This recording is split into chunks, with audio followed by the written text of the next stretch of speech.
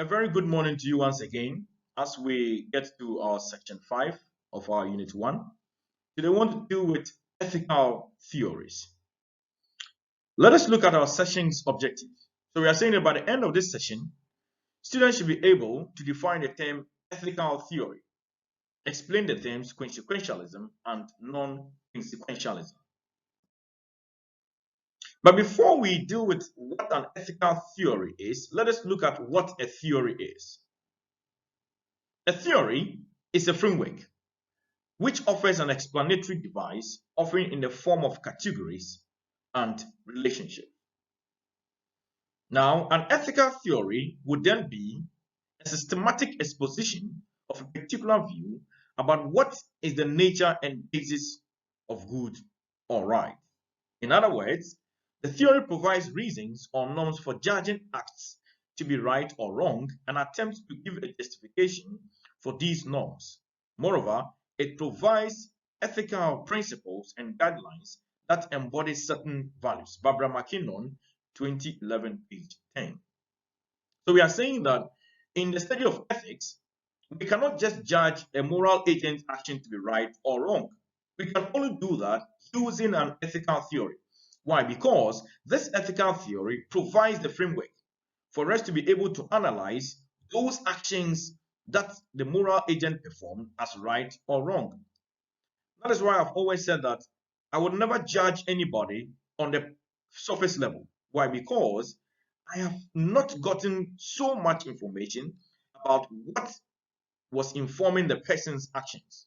Again, I have not been able to subject those actions to ethical analysis. So then it becomes so unprofessional for me to judge somebody based on what I have just seen.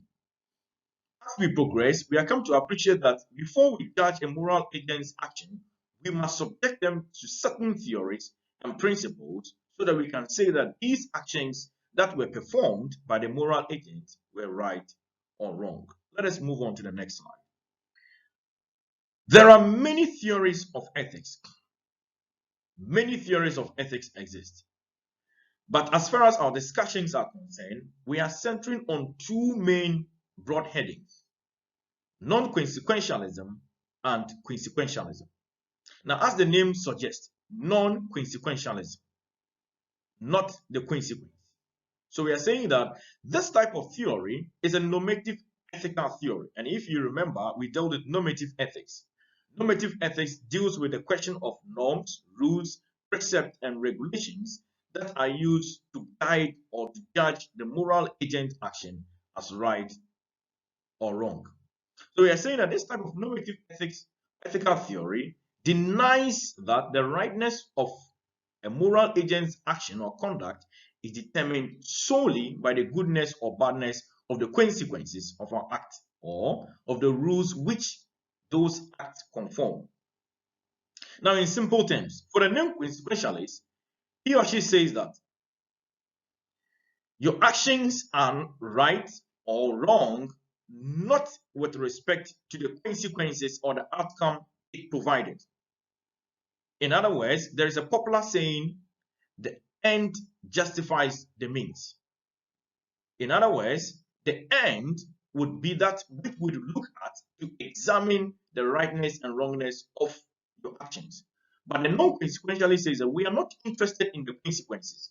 We are interested in the means. So for them, it is the means which justifies the end. Now, under this theory, we have two sections. We have what they call the deontological theory and the theory of justice and right.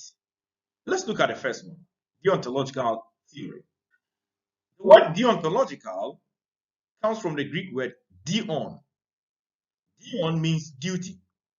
As a moral agent, we owe duty to our fellow moral agents and the society. Again, we also owe a moral duty to our own selves. That is why Jesus is reported to have said that do unto others as you want others to do unto you. It means that there is a moral duty that we owe to ourselves and we owe to our fellow human beings in the society we live in with. Now, we are saying that this theory was developed by the 18th century German philosopher Immanuel Kant. The theory is primarily interested in what is right. Now, in one of your quiz questions, I'll ask you, what is deontological theory interested in? Deontological theory is interested in what is right. The actions that we are pursuing, are they right? Irrespective of the end, are they right? In other words, it is concerned with the actions or doing the right thing simply because they are the right things to do. I am taking care of my mom. She's 80 years old. Why am I doing that? I'm doing that because it is right. She has taken care of me right from birth to this age. And when I do this, it is right. Your friend's uniform is on a dry line. It's raining. What must I do? I must take the things out. Why am I doing this? I'm doing this because I owe a moral duty to my friend and that this action is right and I must pursue it. Let us look at the question of non-consequentialism, the question of consequentialism. But before then, let me say something more about the theory of right and justice. In fact, usually we tend to forget that other moral agents like us have rights and they are to be treated fairly. Again, animals and plants also have rights and they must also be treated fairly. So as a deontologist or as a non-consequentialist, it is our belief that we must accord each and every human being his right. One, right to privacy and autonomy.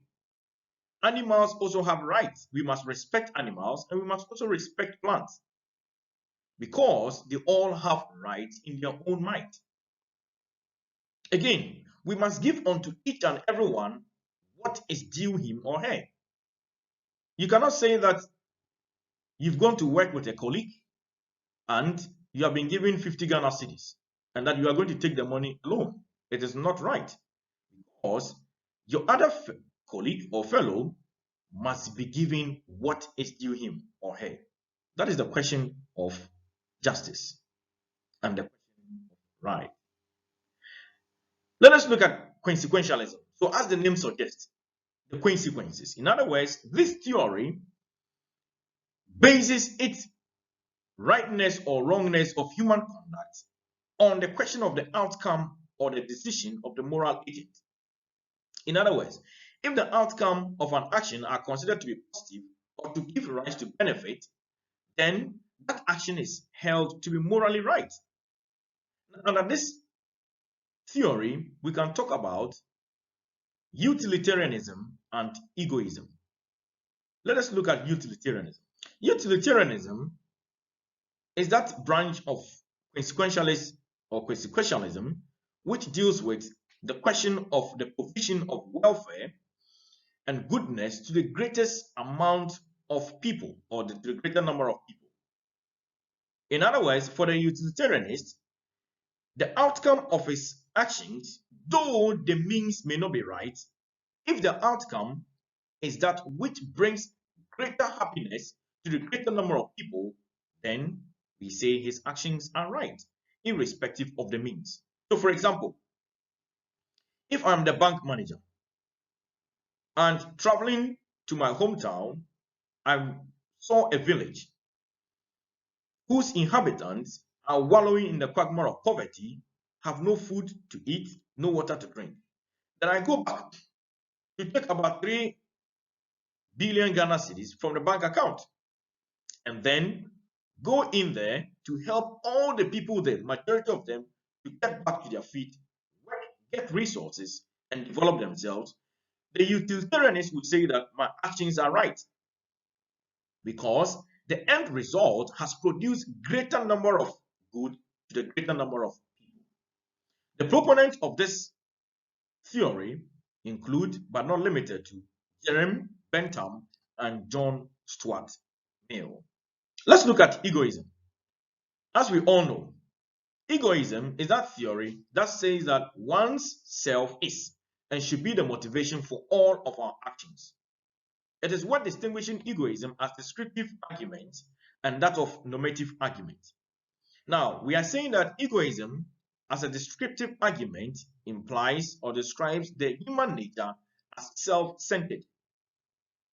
In contrast, egoism as a normative argument tells us that we should be acting in our own interest. And at this time, once we act in our own interest, the interest should also benefit the overall welfare of other people. What is this ethical theory? We are saying that an ethical theory is an exposition of a particular view about the rightness and wrongness of human acts. That we can say, these acts that we have pursued are right, these acts we have pursued are wrong, based on certain precepts or certain norms or rules that have been intended to guide human conduct. Non-consequentialism, as we said, is a type of normative ethical theory that denies the rightness and wrongness of our conduct and is determined solely by the goodness or badness of the consequences of our acts, of the rules to which those acts conform. And consequentialist theories are those who base the morality of our actions on the outcomes of a decision or an action we have taken. Thank you very much for listening, and let us move on to our final session.